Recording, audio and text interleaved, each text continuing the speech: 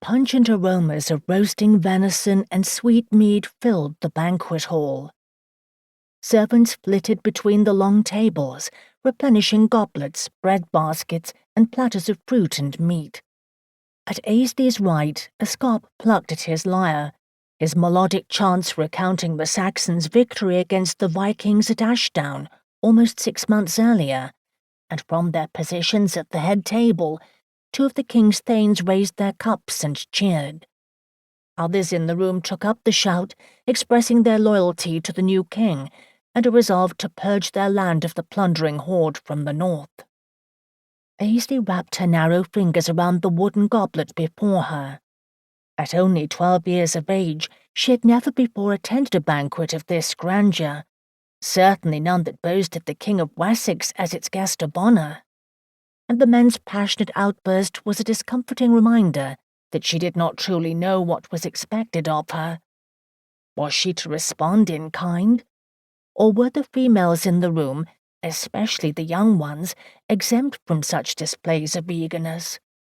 Hazarding a glance at her mother, who was seated beside her, Aisley waited for some softly worded direction. But her mother's lips were pursed closed, and rather than reflecting the tangible eagerness in the room, she appeared troubled.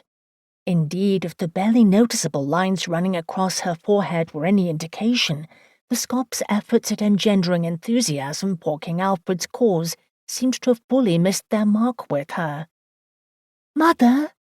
Aisley could barely hear her own voice above the surrounding cacophony. "Is something amiss?" "I must procure more milk thistle and parsley," her mother said.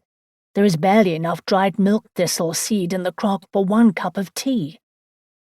Understanding, like a weighted ball, settled in Aisley's stomach.